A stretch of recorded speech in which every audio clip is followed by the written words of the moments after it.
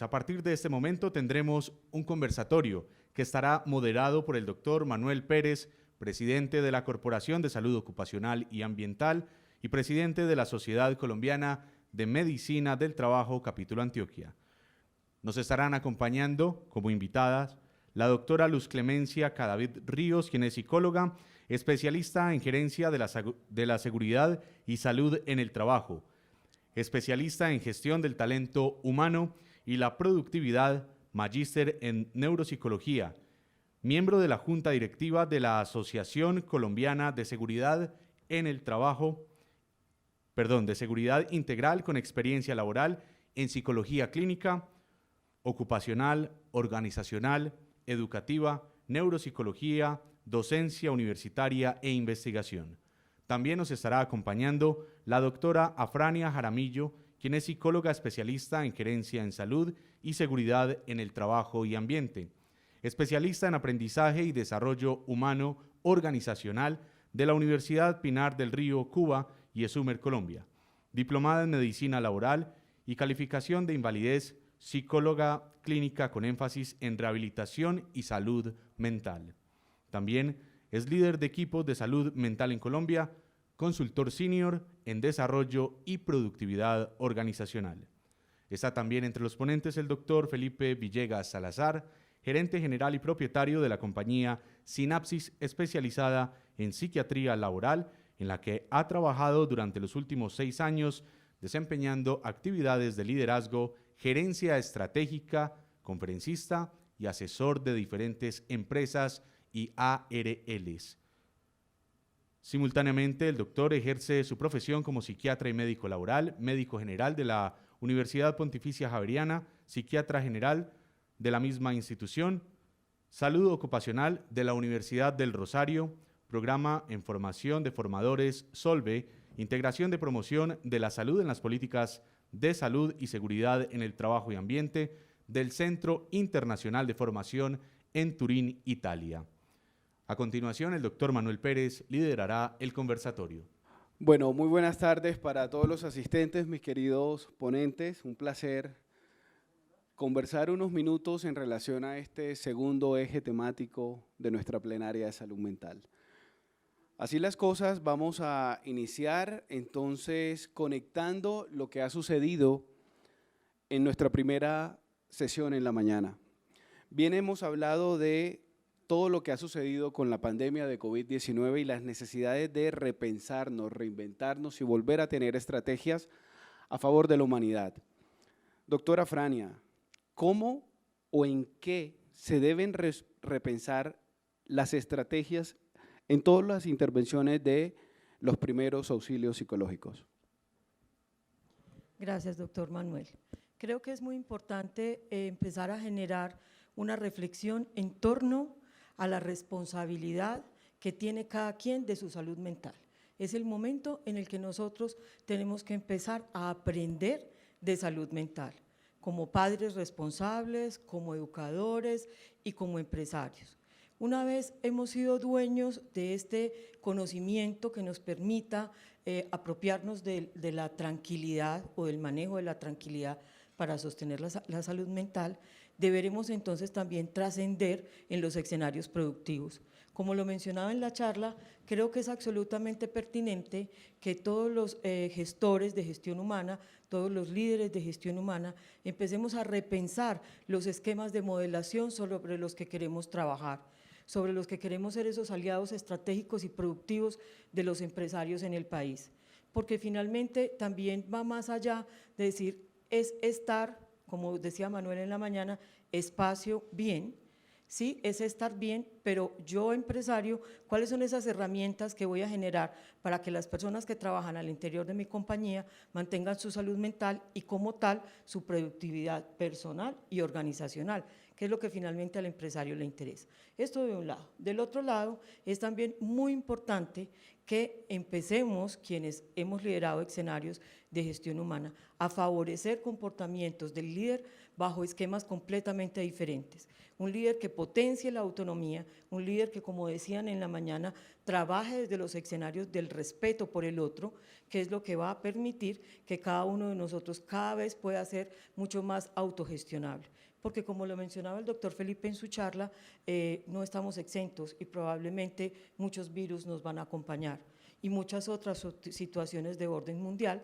Entonces tendremos que, a través de apropiarnos, de ser autorresponsables, autogestionables, de favorecer herramientas al interior de las organizaciones y la familia, estar cada vez más preparados para que esta situación de cambio nos haga cada vez menos vulnerables. Creería que es básicamente desde ahí. Doctora Frane, muchísimas gracias. A ti, gracias. No es una novedad lo que ha sucedido con esta pandemia, y aquí precisamente en Colombia nos hemos enfrentado a una aceleración de todos los procesos de telemedicina, teleorientación, que si bien antes estaban tal vez un poco más larvados o específicamente para algunas especialidades que así lo permitían, hoy la telemedicina es un hecho, es una realidad y lo estamos viviendo desde la clínica y desde las atenciones. Doctor Felipe, ¿qué pros y contras puedes contarnos desde tu experiencia en relación con la telemedicina y lo que está pasando en estos momentos, ni siquiera en Colombia, en el mundo? Ok. Este cambio que hemos tenido con la pandemia ha sido bien interesante. Ninguno de nosotros estaba realmente preparado para iniciar una atención virtual en la pandemia, incluso cuando empezó la noticia de la cuarentena. Yo pensé que íbamos a tener unas dificultades muy grandes para poder atender a estos pacientes en la virtualidad, y realmente teníamos una gran preocupación por cómo iba a ser la percepción del paciente a que un psiquiatra o un psicólogo estuviera del otro lado de la pantalla. Lo cierto es que ha funcionado muchísimo mejor de lo que pensábamos. El gobierno se movió rápidamente a hacer medidas para que los prestadores pudiéramos tomar decisiones adecuadas. Los pacientes, pues obviamente muy receptivos por el temor a salir, entonces se dio todo las posibilidades para que nosotros en este momento aún sigamos en la virtualidad. Hay muchos pro y muchos contra, incluso lo presentaba en la presentación que hice hace poco, y es más o menos el 50% de las pacientes que nosotros atendemos en nuestros consultorios se demora más de 1 o 2 horas para llegar al consultorio. Eso es demasiado tiempo perdido, por ejemplo, para una empresa. Aumenta el ausentismo, aumenta el presentismo, y eso, digamos, que son factores que se pueden disminuir con una atención adecuada de forma virtual. Eso es uno. Lo otro es, teníamos mucho temor a cómo iba a ser la satisfacción, y descubrimos que solamente el 6% decía que la atención había disminuido en calidad. 6%, obviamente el reto es aumentarlo y que sea un 0% de insatisfacción, pero 6% habla de una buena atención a pesar de no haber estado preparados. No teníamos unos psiquiatras, unos psicólogos preparados desde la virtualidad, y esto funcionó muy bien. Entonces, estos son los pro. ¿Cuáles son los contra? Uno, digamos, mucho más administrativo en psiquiatría, son los medicamentos de control. Hemos tenido dificultades por las secretarías de salud que todavía imponen mucha tramitología escrita. Eso es una de las dificultades. 2 es el tema de la empatía, y es que no es lo mismo estar al frente de un paciente y ser empático con ese paciente que está al frente, a estar en una pantalla en donde a veces la conexión es mala, se cae, uno solamente puede comunicarse por llamada telefónica y no por videollamada. Eso es un contra importante. Y el reto, Manuel, es capacitar a los médicos para continuar haciendo una adecuada atención virtual, porque esto no se va a acabar.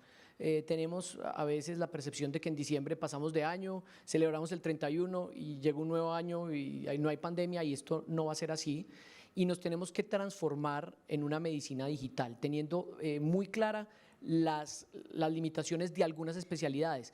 En mi caso particular, psiquiatría, psicología se ha prestado para una adecuada atención de calidad, pero también tenemos que entender que especialidades en donde prima el examen físico van a tener todavía limitaciones y tendrán que hacer seguramente sistemas híbridos. Y por último, un contra es que los especialistas y los psicólogos se fatigan, creo que incluso más en la virtualidad que en la presencialidad. Entonces, una consulta de 8 o 9 horas cada media hora o cada hora, digamos que corre uno el riesgo también de fatigar a sus trabajadores, y tiene que estar muy pendiente del riesgo psicosocial de los trabajadores de las IPS, por ejemplo, que yo lidero.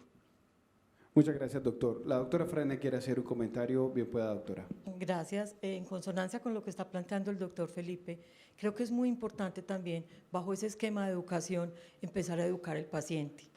Porque finalmente, en mi experiencia personal, digamos que no ha sido tan complejo el tema de establecer la empatía, porque uno juega con el tono de voz, con otro montón de cosas, pero sí he vivido situaciones como las que el paciente me dice, doctora, espere, voy a suspender la consulta porque voy a ir a voltear las tajadas en la hora del almuerzo.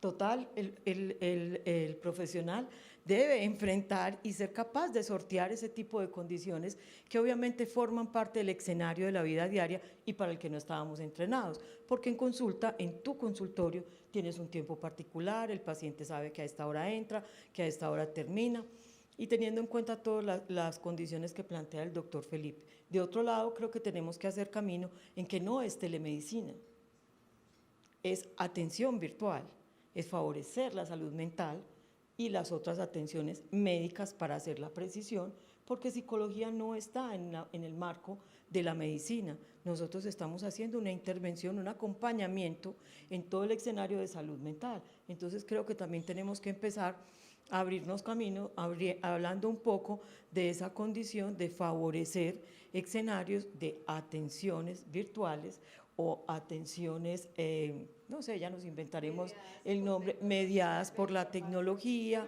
en fin, cualquier otra cosa, pero finalmente nosotros no podemos quedar encasillados en el escenario de la telemedicina. Completamente de Gracias. acuerdo. Doctora Luz Clemencia, adelante. Gracias. Y fíjate que la circular 0064 de octubre de 2020 en Colombia lo que nos invita es a hacer mucho énfasis en la intervención mediadas por las tecnologías de información y comunicación, tanto individual en la atención psicológica y psiquiátrica que podamos brindar de forma individual, como en el tema de capacitaciones en los equipos de trabajo, en los grupos, el trabajo colaborativo. Entonces, el énfasis principal en intervención de riesgo psicosocial que nos está pidiendo el Ministerio del Trabajo es: centrémonos en este momento en hacer mucha capacitación a los equipos de trabajo y a las personas individualmente, atención psicológica individual mediada por las tecnologías de información y comunicación, igual que estamos haciendo la educación en colegios, en universidades mediadas por estas tecnologías de información. Y pues toda esta inteligencia artificial y toda esta tecnología son un apoyo muy importante que tenemos para poder realizar estas intervenciones en salud mental individual y colectiva, pues que cobran tanta relevancia en este tiempo y en adelante. Muchas gracias, doctora Luz Clemencia. Bueno, estoy obligado a ver todas las caras de la moneda y compartirlas. Estamos pensando y discutiendo académicamente todo lo relacionado con la necesidad a la que fuimos obligados a empezar a trabajar en bien de las personas, de nuestros pacientes, de las personas que están intentando tener con nosotros una solución o una ayuda. Ahora, en algún escenario hemos pensado esas competencias que nos tocan a nosotros tener y adquirir para poder cumplir con esa tarea. Porque de alguna manera estoy seguro que todos estábamos trabajando antes de marzo en la presencialidad, atendiendo a nuestros pacientes, teniendo nuestras juntas, staff y conceptos técnicos, pero en estos momentos nos toca estar llamando a un paciente, teniendo las miles de peripecias, si el perro ladra, si hay que voltear las tajadas, como bien la doctora lo decía. ¿Qué pudiéramos pensar que han hecho ustedes en su trabajo cuando les cambiaron las reglas del juego? ¿Y cuáles, desde su conocimiento, son esas habilidades que nos pudieran ayudar a conocer y trabajar nosotros que debemos estar generando un apoyo a nuestros pacientes? Hablando de las competencias, fíjate que las competencias digitales, el manejo de todas estas tecnologías de información. Es una competencia que todos tenemos que ir desarrollando cada vez más.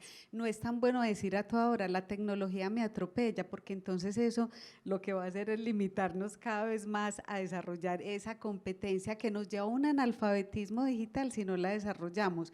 Casi que va a ser como no saber leer y escribir. Entonces tenemos como ese reto todas las personas, tanto del área de la salud como todos los líderes en las empresas y todos en general, porque tenemos que manejar estas tecnologías de información. También tenemos el reto de desarrollar esas competencias pedagógicas. Miren que el ser humano aprende el 10% por lo que escucha, el 20% por lo que ve y el 70% más por lo que hace. Entonces miren que tenemos el reto de ser más innovadores y creativos y de poder llegarle a las personas con estas actividades que nos permitan motivar y sensibilizar a esa participación activa, porque estas capacitaciones y estas atenciones deben estar más que centradas en nosotros, es en el otro. Y que nosotros tenemos el reto de preparar y planear nuestro encuentro educativo, si es una capacitación, o nuestro proceso psicoterapéutico, igual que si fuera en vivo y en directo. Entonces, son algunos de los retos. Doctor Felipe, adelante. Esta pandemia nos ha traído, y hablo en particular, incertidumbre. Total. Esto nadie lo esperaba. Y nos llegó de un momento a otro una cuarentena, la cuarentena más larga a nivel mundial en toda la historia. Y para mí, ante tu pregunta, Manuel, creo que la capacidad de adaptación es lo que va a marcar de aquí en adelante una de las habilidades principales de cualquier trabajador y persona, estudiante, alumno, profesor, papá. Y va a seguir marcando el paso porque esto va a seguir. Yo siempre he hablado que esto no es un sprint, sino una maratón que estamos corriendo todos, en donde la posibilidad de adaptarnos va a ser fundamental. Y lo encadeno con la percepción o con la definición que nosotros teníamos de salud. Salud antes era el perfecto y completo bienestar, ¿cierto? Que eso no se lograba nunca, esto es algo falso, la salud, nadie sería saludable según esta definición, y cambiamos a definiciones de salud mucho más realistas, como la capacidad de adaptarnos a las diferentes situaciones de la vida. Y ahí, digamos que las empresas, nosotros como médicos, tenemos que empezar a entender la salud de esa forma, la capacidad de adaptarnos a todas las situaciones, al manejo de tics en personas adultas que nunca lo habían hecho, al manejo del duelo.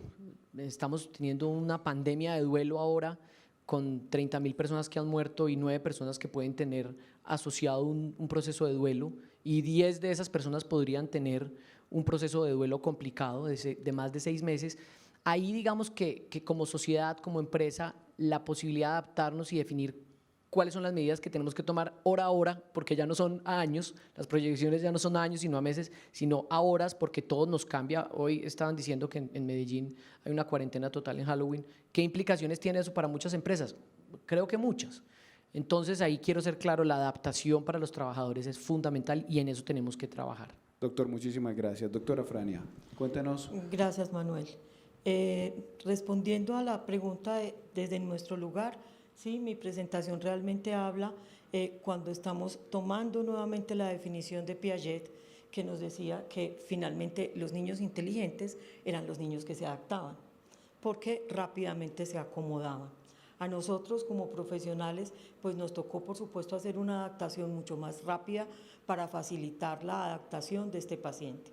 Yo quiero dejar muy claro que es el momento de pensar en condiciones nuevas e invitar al paciente en que estamos en momentos de nuevos aprendizajes, más que en una condición de la crisis caótica y la situación difícil. Sí ha sido difícil, sí hemos tenido dificultades.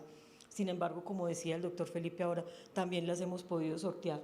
Entonces, en mi condición personal, rápidamente fue análisis de ganancia.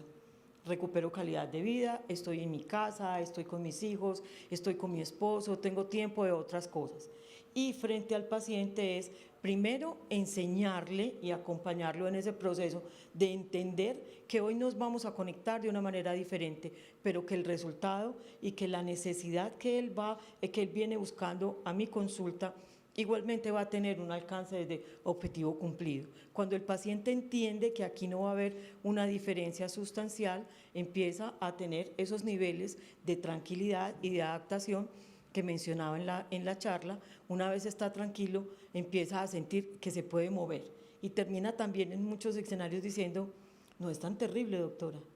Y la verdad es esa, no es tan terrible. Ha sido un esfuerzo interesante, hemos tenido que estudiar y hemos tenido que empezar a diferenciar, que es a lo que se refería Felipe, las condiciones de los pacientes. Hay pacientes que nos dicen, yo definitivamente no quiero por el celular, usted me puede llamar al teléfono fijo. Y cuando estamos respetando esa individualidad y estamos haciendo la caracterización de la particularidad para la intervención de este paciente, estamos generando acomodación.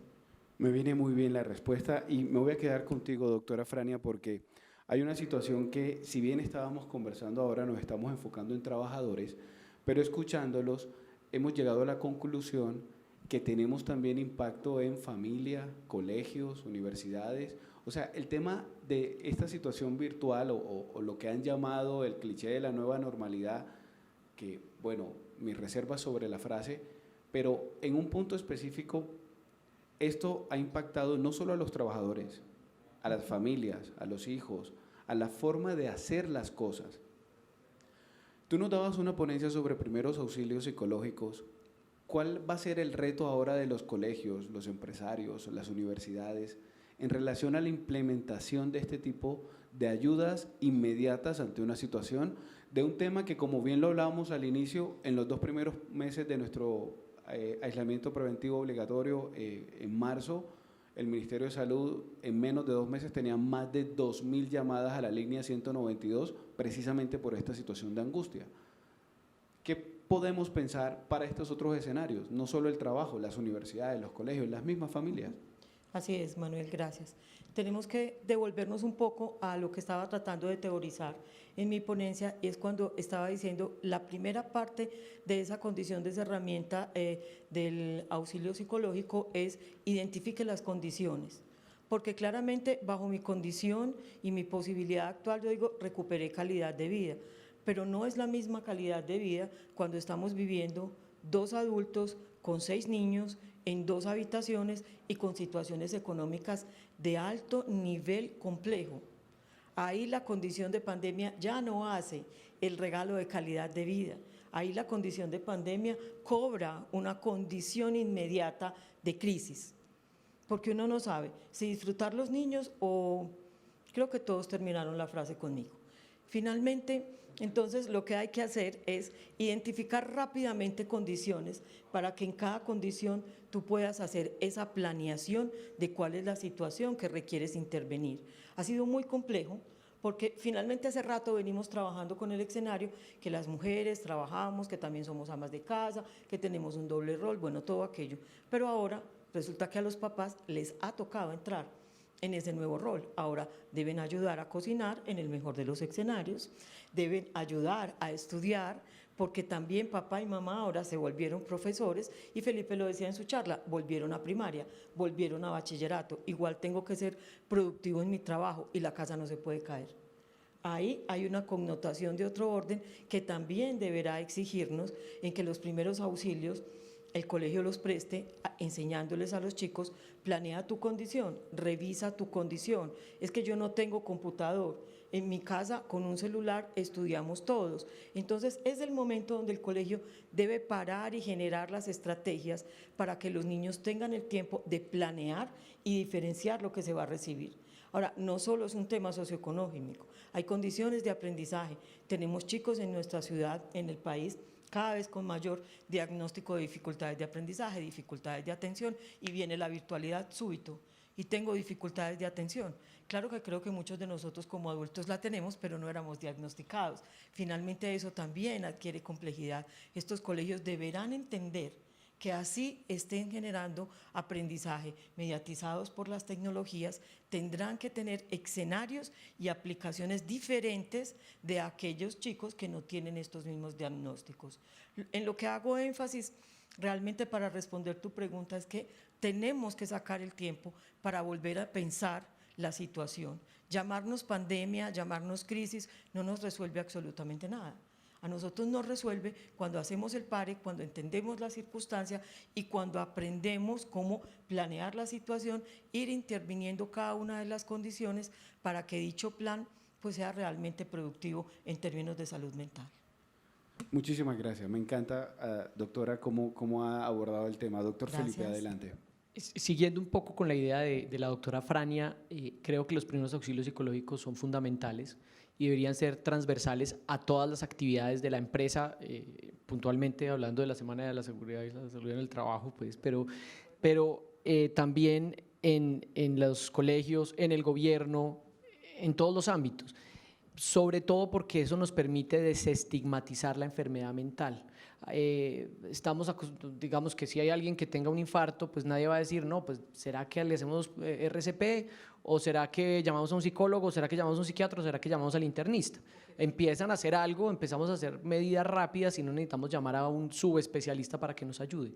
Cuando nosotros bajamos estas intervenciones y despsicologizamos y despsiquiatrizamos las patologías y las enfermedades, creo que ahí hay una cantidad de intervenciones que podemos hacer desde la empresa, desde los primeros niveles y hacer mucha prevención primaria, que eso es lo que tenemos que finalmente buscar.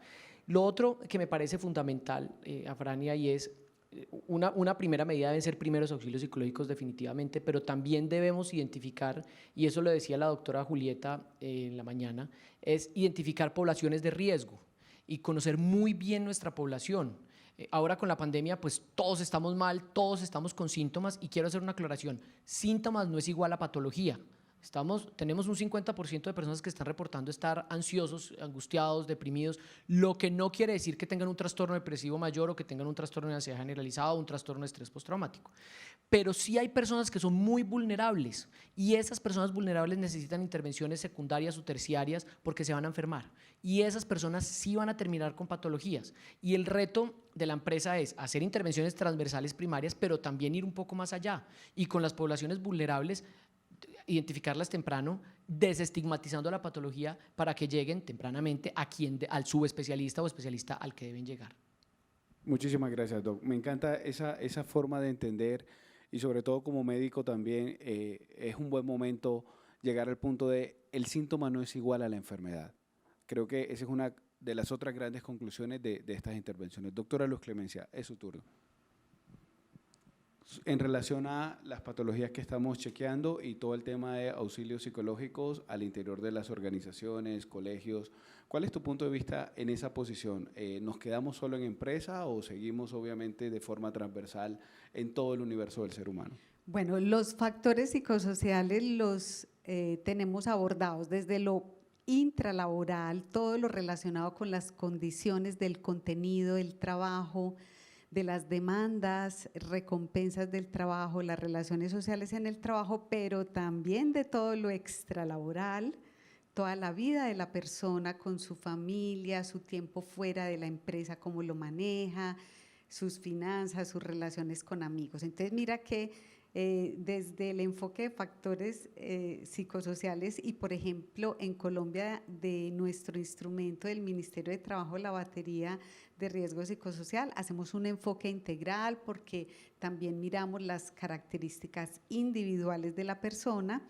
por todo eso que venimos comentando, de que cada uno tiene unas características de personalidad, una historia de vida, una historia familiar y tiene unas estrategias de afrontamiento. Entonces, es la interrelación de todos esos aspectos intralaborales, extralaborales y de las características de la persona la que va a tener como resultado una condición de salud mental y física y un rendimiento, por ejemplo, laboral o en el caso de que sea en la parte escolar, un rendimiento en la parte académica escolar. Entonces, mira que estamos teniendo una visión integral del ser humano y desde la empresa todas las intervenciones son generalizables y extrapolables a otros contextos como el familiar y social. Entonces, todas las estrategias de intervención que hagamos desde la organización, el desarrollar esa conciencia del cuidado de nosotros mismos, del otro, del entorno, de los recursos, como son el tiempo, como son las tecnologías, como son pues digamos nuestra contribución desde nuestro rol a los objetivos del logro del equipo y de la organización, gestionar todos estos recursos es la visión que tenemos, una visión muy integral, de mucha conciencia de que cada uno es muy valioso y aporta desde su potencial y sus características. Muchísimas gracias, doctora Luz Clemencia. Doctor Felipe, el título de su ponencia sin duda es tajante y específico. 2020, una pandemia de enfermedades mentales. Creo que es el momento de que nos ayudes a compartir tu experiencia y nos cuentes cómo se va a comportar la enfermedad mental durante e incluso después de esta situación que estamos afrontando por COVID-19 y el virus SARS-CoV-2. Es una pregunta interesante porque te tengo que contestar que no sé, no tengo ni idea y nadie sabe qué va a pasar. Estamos viviendo una pandemia, no es la primera, no será la última, pero podríamos tomar unas fotos de lo que ha pasado durante la pandemia y seguramente en 2 o 3 años todos seremos expertos en coronavirus, pero hoy no hay expertos, todos estamos viendo qué es lo que está pasando y hemos visto, como yo lo presentaba en la presentación, 4 grandes olas. Lo que hemos visto al principio es mucha ansiedad por la posibilidad de contagio, ¿sí? Mucho temor a morir, una realidad de personas que se están muriendo y aparecen una cantidad de fenómenos de duelo prolongado todavía, digamos que apenas los estamos viendo porque los duelos prolongados duran más de 6 meses. Empezamos a ver cuadros depresivos y cuadros ansiosos principalmente y alteraciones del patrón de sueño. Ahora, hablando de la pregunta anterior, hemos confundido síntomas con trastornos y eso es un error frecuente en psiquiatría, en psicología, y es que no necesariamente porque estemos durmiendo mal estamos queriendo decir que tenemos un trastorno del sueño. No, estamos durmiendo mal y es normal, ¿sí? Si esto se vuelve un proceso crónico, de pronto habrá que hacer intervenciones. Y mi sugerencia sería, ahora no pensemos que el 50% de la población colombiana o mundial va a necesitar un psiquiatra, porque sería un error, ¿cierto? Entonces, hemos visto al principio unos fenómenos agudos que también hemos visto que ha ido disminuyendo. Al principio estábamos con mucho temor de cómo se iban a disparar los suicidios y lo que hemos visto es que se han disminuido. Y hay muchos países en Europa en donde los suicidios se han disminuido, en donde patologías crónicas no volvieron a urgencias. Al principio en Europa los pacientes no iban a urgencias por el temor a contagiarse y lo que estamos viendo es exacerbación de patologías anteriores, ahora 3 o 4 meses sin medicamento, pacientes psicóticos o pacientes con trastornos afectivos bipolares complicados. Una de las cosas que a mí francamente más me preocupa no es lo agudo va a pasar y yo tengo la esperanza de que nos vayamos adaptando como sociedad a lo que está pasando. Siempre nos hemos adaptado y nos seguiremos adaptando a esta y a las que siguen. Mi preocupación es todo lo que no hemos tratado durante la pandemia, trastornos afectivos bipolares que no los tratamos y que están descompensados, suicidios que seguramente no estamos viendo en este periodo pero que vamos a ver en el próximo año, o incluso, sin hablar de enfermedad mental, enfermedades neoplásicas, cáncer de seno, hablábamos en la mañana, solamente el 10% de las mamografías que se hicieron el año pasado se han hecho este año. Entonces vamos a ver un brote de enfermedades crónicas que no estamos siendo tratados y yo creo que ahí va a haber una cantidad de enfermedades mentales asociadas a esos nuevos diagnósticos. Entonces creo que viene un reto importante y otro que me parece fundamental hablarlo y es que el teletrabajo, la telemedicina, la virtualidad, tiene muchas cosas muy positivas y peleamos mucho en los años anteriores para que trabajadores pudieran ir al teletrabajo y las empresas eran muy resistentes al teletrabajo porque pensaban que la funcionalidad bajaba. Hemos visto que eso no es así y que los trabajadores incluso están funcionando a niveles mayores que antes de la pandemia en la virtualidad. Pero a mí me preocupa mucho los factores de riesgo que eso va a implicar a largo plazo, porque esas personas están fundidas en sus trabajos, trabajando 10, 8 o 12 horas continuas con lo que yo hablaba y lo que también hablaba Frania, un triple rol, mamás que ahora son profesoras, que cocinan, que son mamás, que planchan, y entonces esto hace que ahora no lo estemos viendo, porque la gente está disparada tratando de sostener sus trabajos, pero esto tiene un límite, y nosotros, la salud mental tiene un límite. ¿Cuánto tiempo? No sabemos, ¿sí? Pero creo que el 2021 vamos a ver un rebrote aún mayor de lo que estamos viendo. Muchas gracias, doctor, por toda tu intervención y universalidad con este comentario. La doctora Luz Clemencia ha pedido la palabra. Adelante, doctora. La circular 0064 de octubre de 2020 en Colombia también nos dice intervención de riesgo psicosocial, que debemos establecer límites en las horas extras que se pueden manejar diarias y semanales, y en las horas en las cuales envían correos electrónicos, en las cuales envían mensajes también por WhatsApp y por las redes sociales a los colaboradores, y poder mantener ese equilibrio entre la vida personal y laboral y respetar esos tiempos por fuera del horario laboral. Entonces, eso como una forma de proteger esa salud mental, porque nos narran las personas en las empresas. Por ejemplo, yo recuerdo una alta ejecutiva en una empresa que me decía: Luz Clemencia, yo me levanto a la 1 de la mañana a cambiarle el pañal a mi bebé, además tengo otro hijo adolescente, y yo vi que me entró un correo a las 12 de la noche y yo le cambio el pañal y a la 1:30 estoy respondiendo ese correo. Y la gente está cayendo en eso, y son personas capacitadas con alta escolaridad que no tienen miedo de que su jefe pues lo va a echar si no le responde a la 1:30 de la mañana, pero estamos cayendo en ese inmediatismo donde yo pierdo los límites y me desbordo, y como queremos todo ya, quiero hacer todo ya, responder ya. Entonces, el exceso de perfeccionismo. También estamos viendo que hay personas que si tienen esos rasgos, ay, es que yo soy muy responsable y muy perfeccionista y me gusta tener todo el día y si no me estreso más, pero ¿a qué costo? Entonces, ese es como la reflexión, las conversaciones poderosas que queremos proponer en estos encuentros con los colaboradores, con los líderes, porque si el líder no da ejemplo, si el líder no practica esto, de ahí para abajo, pues los demás no lo van a poder practicar y no van a tener ese ejemplo. Entonces, invitamos a tener en cuenta estas estrategias de intervención que además nos decía el doctor Rafael Ruiz Calatrava, que esta mañana también nos expuso. Por ejemplo, en España, en Europa, las multas que están poniendo a los líderes y a las personas que manden esos correos electrónicos en horarios por fuera de lo laboral, ya en términos de dinero están poniendo multas pues muy altas. Entonces, esto es una tendencia mundial y es con el objetivo de cuidar la salud mental, ese es el objetivo. Entonces, pues ¿cómo nos van a tener que poner multas para no mandar un correo a la 1 de la mañana? O sea, súper complejo. Sí. Muchas gracias, doctora Luz Clemencia.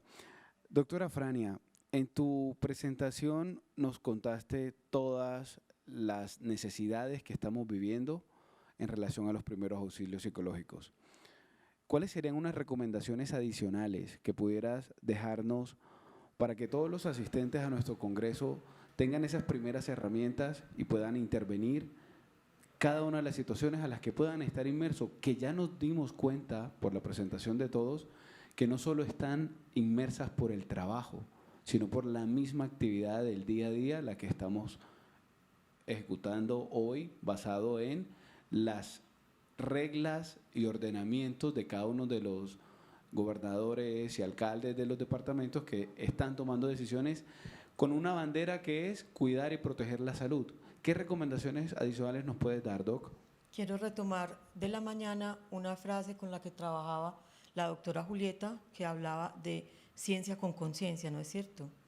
Y creo que la primera cosa en la que tenemos que trabajar todos, no solo ciencia, sino todos conciencia de cuáles son esas condiciones y cuándo empezamos a sentir algún tipo de cambio en las exigencias laborales, en las exigencias familiares, en nuestra condición personal, en nuestra manifestación física, como decía Felipe. Cuando yo hago conciencia, cuando yo tengo este contacto cercano conmigo mismo, cuando tengo el tiempo para conocerme y poder entender que realmente han habido cambios, porque finalmente habrá personas que puedan decirnos, no recuerdo, creo que el doctor, no recuerdo, el especialista en sueño, Doctor Guillermo Duque. el doctor Luis Guillermo Duque nos hablaba de sueños largos.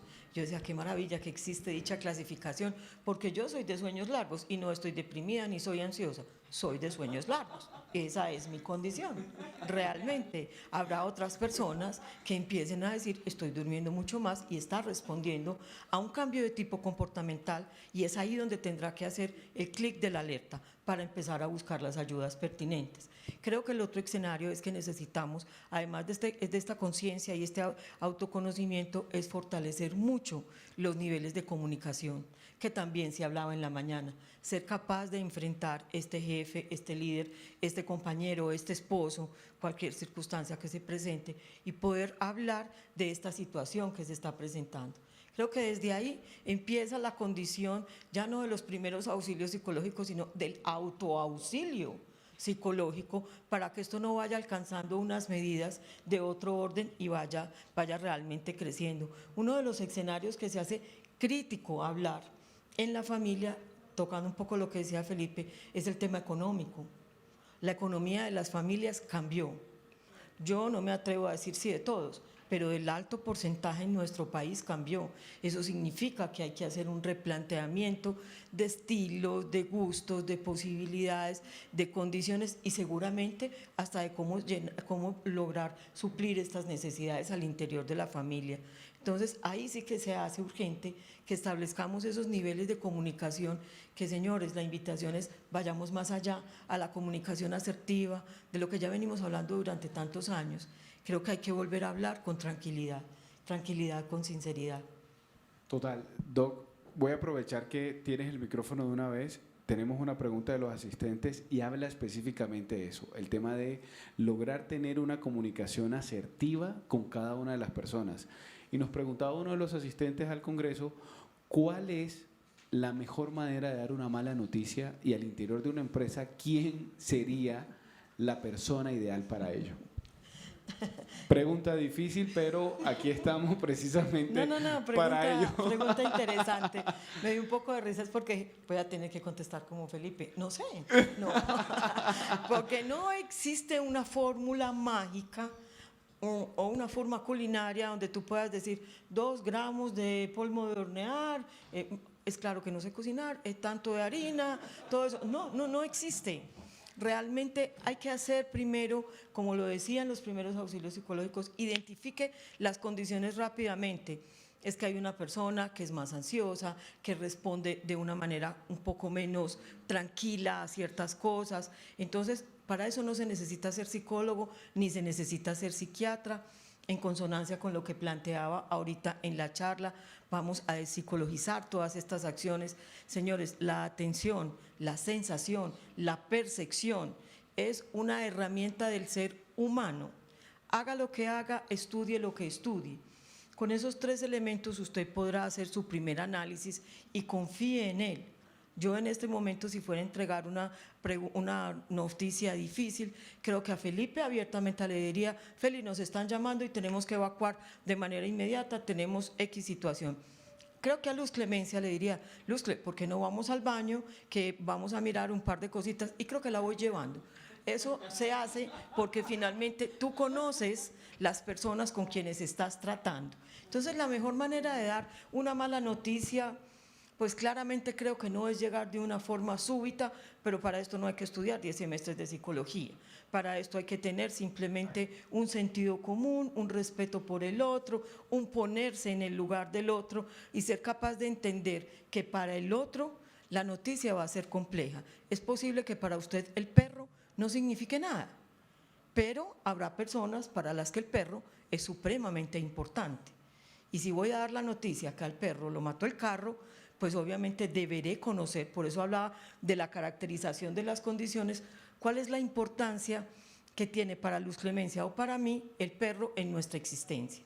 Y eso es lo que va a mediatizar el cómo yo voy a poder entregar una noticia que finalmente es difícil. Perfecto. Creo que es el momento de pensar también en positivo. Comparto el comentario del doctor Felipe.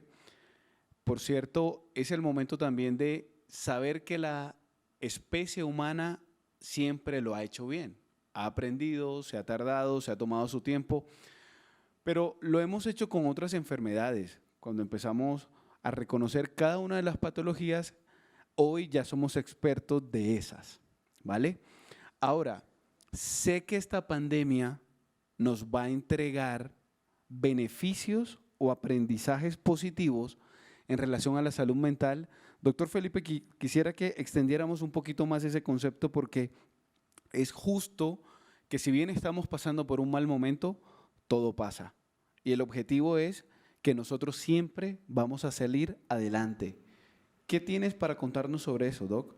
Sí, gracias porque es una pregunta interesante porque llevamos hablando 9 meses, 10 meses de todo lo malo, de todos los problemas económicos, de la enfermedad mental y yo sí creo que hay cosas positivas dentro de este cambio y lo que es cierto es que el mundo cambió, cambiamos y sería muy grave volver a lo mismo, sería muy triste que en 2 años estuviéramos diciendo, uy, volvimos al 2019.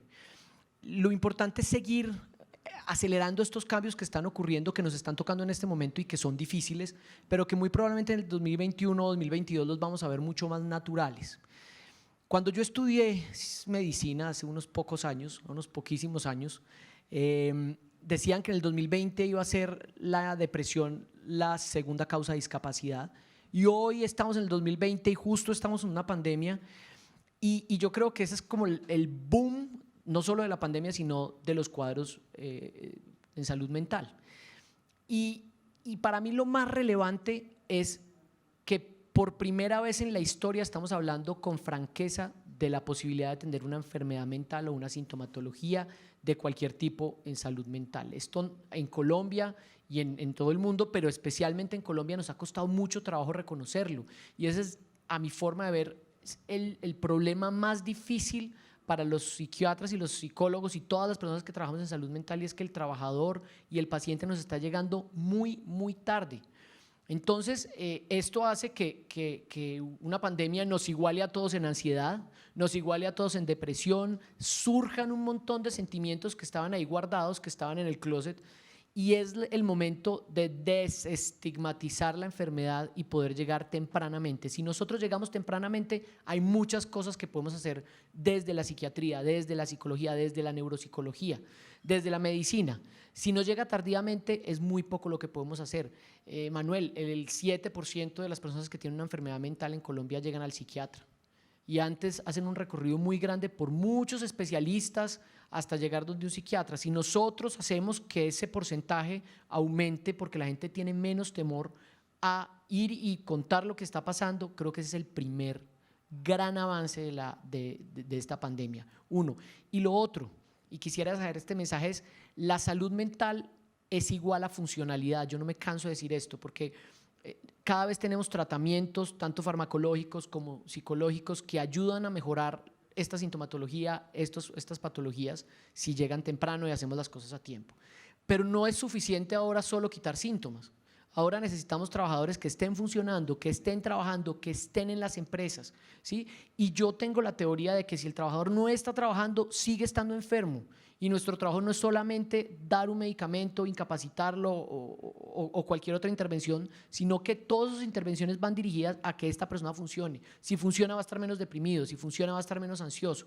Entonces es un cambio de mentalidad desde nuestra percepción como médicos y como psicólogos, en donde la funcionalidad es igual a salud mental, ¿sí? Y si nos enfocamos en eso, creo que esas pueden ser las dos estrategias y los dos beneficios grandes que nos pueda traer esta pandemia. Doctora Frania, ¿cuáles serían, en tu punto de vista, esos beneficios de esta pandemia en relación a la salud mental?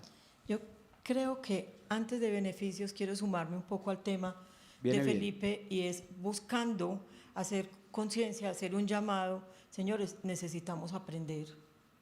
Yo no puedo establecer líneas de atención o de intervención cuando tengo condiciones socioeconómicas diferentes. El gobierno, más allá que la 2646, que el extralaboral, más allá que todo lo que conocemos y que respeto y en el que además trabajo, tenemos que sentarnos a pensar cómo vamos a enseñarle a esta mamá que tiene 5 hijos, que ella es una vendedora independiente y deberá siempre tener el sustento para sus hijos. Y hoy el gobierno, por la condición mundial, dice debe quedarse en casa.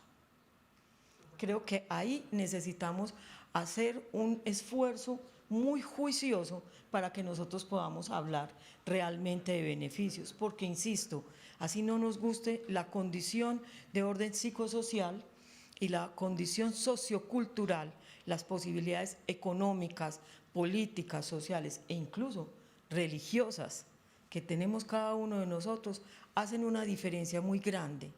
Por lo tanto, hablar de beneficios dependerá de cada una de estas situaciones o circunstancias.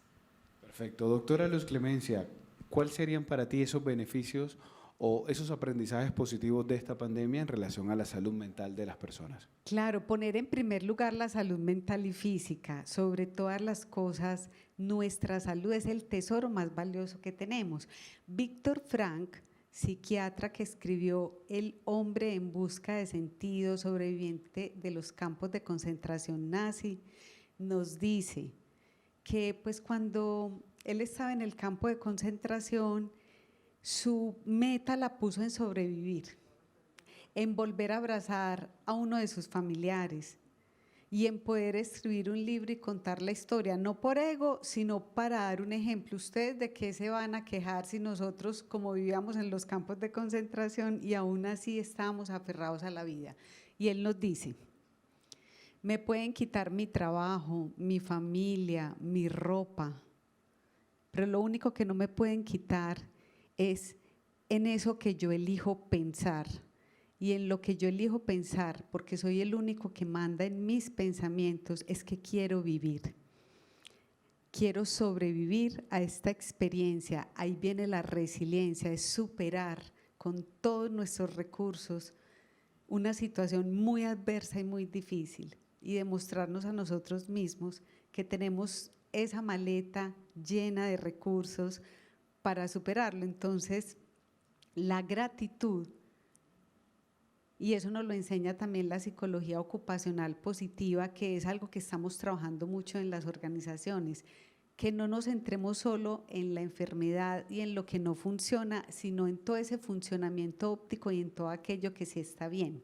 Entonces, hacer esa lista de gratitud. Desde que nos despertamos, estoy vivo, mi familia está viva, tengo un empleo, tengo agua caliente, tengo el desayuno, y así empezamos con una mentalidad de gratitud y de optimismo. Y me voy a enfocar en lo que es más importante para lograr mis metas, y me pongo metas personales, laborales, en el ejercicio, en la meditación, en todas mis áreas, y las escribo y voy lográndolas poco a poco y me felicito a mí mismo. Entonces es recuperar esa autoestima, ese amor propio, empoderar a las personas de que sean actores de su propia vida. Entonces esta pandemia se ha llevado mucho a la reflexión de volvernos a unir y a conectar emocionalmente. Muchísimas gracias, Doc.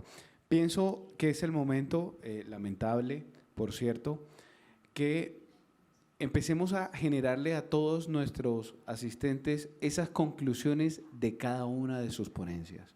Ese eje básico mínimo para encontrar soluciones y resolutividad. En tu ponencia sobre burnout, Luz Clemencia, cuéntanos cuál sería el concepto que quisieras dejarle a todos los asistentes. Sí, en lo que yo me inspiré, mi primera y última diapositiva, cuando ponía el globo y mostraba esa llama, y esa frase y esa motivación que yo quiero dar es recordar, asegurarnos de darle tanto fuego y tanta energía a nuestra vida cada mañana al despertar, que nos permita volar muy alto, ¿sí? Que nos permita lograr eso que queremos. Lograr muy alto puede ser acostarme hoy por la noche más tranquilo, feliz, en paz e inteligente y con paz interior que lo que me levanté en la mañana. Eso es un gran logro. Entonces no tienen que ser pues cosas inalcanzables, no, son metas alcanzables al alcance de todos. Entonces mi mensaje es que nos aseguremos de darle tanta energía y tanto fuego a nuestra vida, tantos motivos para que sí nos parezca que vale la pena vivirla, de tal manera que nos sintamos que nos autorrealizamos, pero que no sea tanto como el ejemplo que poníamos de el exceso de responsabilidad y perfeccionismo, que entonces yo ya no duermo, sí, y ya perdí todos mis límites porque ahí me quemo. Entonces todo tiene un justo equilibrio, una justa medida, y vivir en el presente plenamente, no en el pasado, en la culpa y en la tristeza, ni en el futuro, en el miedo y la incertidumbre por aquello que de pronto me pueda pasar, que me voy a morir. No, pues todos nos vamos a morir, el problema no es ese, el problema es cómo estoy viviendo hoy mi vida. Muchísimas gracias, doctora Luz Clemencia. Doctora Frania, ¿qué mensaje le vamos a dejar en relación a todo lo relacionado con esta nueva definición? Muchos dirán que primeros auxilios era la bendita, la cajita roja o lo que teníamos colgado en pared. Hoy estamos trabajando en primeros auxilios psicológicos. ¿Cuál sería esa conclusión grande y ese aprendizaje académico para todos nuestros asistentes? Gracias, Manuel. Yo creo que voy a hacer más bien un corto resumen, donde empezamos hablando de adaptación, definitivamente palabra clave. Suena muy bonito, no es tan fácil, es cierto, pero cuando soy capaz de establecer las condiciones sobre las que debería trabajar, las fortalezas, como habla Luz Clemencia, sobre las que me puedo soportar, eso me va a permitir tener un escenario de adaptación un poco más cercano o tal vez más tranquilo. Una vez estoy hablando de ese proceso de adaptación, quiero retomar con mucha fuerza el escenario de conciencia y autoconocimiento. Para nosotros, en nuestra línea comportamental, hablamos de darse cuenta, y darse cuenta te hace realmente, yo diría, bastante poderoso. No económicamente, claramente, pero sí muy poderoso en escenarios de poder generar cambios y de poder generar acomodaciones, que básicamente es lo que busca el primer auxilio. Cuando yo soy capaz de ponerme en el lugar del otro, entender la condición, y cuando tengo un entrenamiento no psicológico, no psiquiátrico, no social, tengo un entrenamiento desde el orden humano, cuando soy capaz de trabajar con mis elementos de sensación, percepción, atención y leer al otro para saber qué es lo que necesita y cómo puedo ayudarlo, sin desconocer mi propia necesidad de ayuda, porque recuerden que en la charla hablábamos también que es muy importante validar cómo está la condición de salud mental de este prestador, de este primer auxilio, porque finalmente estamos también expuestos a condiciones fuertes y exigencias de alto nivel. Cuando somos capaces de hacer ese recorrido sencillo, creo que vamos sobre el camino de ganar. Muchas gracias. Gracias a ti, Doc. Doctor Felipe, es tu momento. Déjenos, después de todo este aprendizaje, después de todo este compartir, trucos específicos, mensajes en relación al eje desarrollado. Ok, yo creo que tenemos que entender que esto es un tema a largo plazo. Esto no es un tema puntual de unos meses y pasó y volvemos a la misma dinámica. Es largo, nos vamos a demorar, y todas las intervenciones que hagamos tienen que ser vistas a largo plazo. En salud mental no hay nada a corto plazo. Y todas las causas son multifactoriales y vienen de atrás y están en este momento y van a seguir a largo plazo. Entonces, medidas que quiera hacer una empresa, un colegio, el gobierno, no pueden ser a corto plazo. Tienen que ser pensadas a largo plazo, a años, no a meses, continuas, consistentes. Eso es uno. Lo otro es, yo creo en el poder de la vulnerabilidad. Y esto nos ha demostrado que todos somos vulnerables a enfermarnos, a morirnos, a que se muera un familiar, a perder un trabajo, a estar deprimidos, a estar ansiosos. Si no reconocemos esa vulnerabilidad y no somos vulnerables, nunca vamos a buscar ayuda, nunca vamos a ser empáticos. Y eso nos va a costar mucho a largo plazo y le va a costar mucho a las empresas hacer intervenciones realmente adecuadas, el poder de la vulnerabilidad. Hay cosas positivas, como lo hemos hablado, definitivamente en todo hay cosas positivas, pero las empresas en este momento se tienen que dedicar a medir el riesgo, ¿sí? A medir los síntomas. Sí, no solamente nos podemos quedar en el discurso de esto es buenísimo, todo está cambiando, todos estamos desde la casa y estamos felices con nuestros hijos, con los que nunca nos podemos disfrutar. No, eso es importante y seguramente para algunas personas ha sido positivo, pero los factores de riesgo psicosocial se han aumentado y son nuevos riesgos psicosociales que antes no medíamos, y nuestra nuestras intervenciones tienen que ser puntuales para poblaciones de riesgo, pero además tenemos que hacer nuevas mediciones, porque tenemos mediciones de hace un año, de hace 6 meses, y todo cambió, y todos los procesos de las empresas cambiaron. Entonces no podemos estar haciendo estrategias con las mediciones que hicimos hace 6 meses porque nos estamos equivocando. Entonces, vienen diferentes pandemias en salud, en enfermedades crónicas, pero las vamos a resistir. Y nosotros, dentro de nuestra evolución, estamos hechos o hemos evolucionado hacia la adaptación, y eso lo tenemos que entender. Pero si desde nuestras empresas nos podemos volver unos focos de prevención primaria, secundaria y terciaria, pues vamos a hacer esto mucho más fácil para nuestros trabajadores. Y ese es el mensaje que quiero dejar. Muchísimas gracias, doctor. Es el momento entonces de dar por finalizado el segundo conversatorio, diálogo de saberes, en relación a la plenaria de salud mental. Plenaria enfocada específicamente a una de las grandes tendencias a las que nos estamos enfrentando, y no me resta más que agradecerles a todos ustedes por su gran compromiso académico y participación en esta versión número 26 de la Semana de la Salud Ocupacional. Muchísimas gracias.